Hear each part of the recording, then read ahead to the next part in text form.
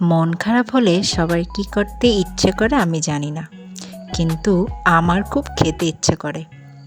মনে হয় যে মন খারাপের দিনে শুধুমাত্র খাবারই একমাত্র আমার সঙ্গী। তাই তো বিকেলে চলে গেলাম গাছতলা আমি আমার মামাতো ভাইয়ের সাথে। এই যে বিকেলের অপূর্ব সৌন্দর্য দেখতে দেখতে চলে আসলাম গাছতলা। গাছতলা আমার বরাবরই অনেক পছন্দের একটি জায়গা। এখানকার সবচেয়ে বেশি যে খাবারটা আমার ভালো লাগে সেটা হচ্ছে এই মামার স্পেশাল ঝালমুড়ি, যেটা স্বাদ অতুলনীয়, মাশাআল্লাহ। তো এখানে আমরা ঝালমুড়ি অর্ডার করলাম 2টা, আমার জন্য আর আমার মামাতো ভাইয়ের জন্য। তো দেখতেই পাচ্ছেন মামা কত সুন্দরভাবে ঝালমুড়িটা তৈরি করে দিচ্ছে, আর তার স্বাদের কথা নাই বলি, মাশাআল্লাহ অনেক মজা।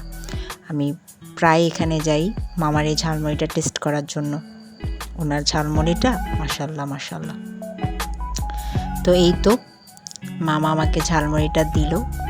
ঝালমুড়িটা দেখতেও অসাধারণ, খাওয়ার কথা তো নাই বলি,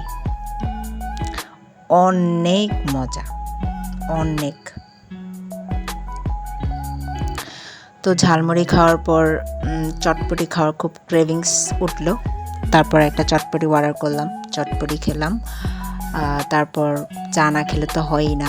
তারপর শেষে একদম চা খেয়ে আজকের ব্লগটা শেষ করলাম। আশা করি আজকের ব্লগটা আপনাদের অনেক ভালো লাগবে। আসসালামু আলাইকুম।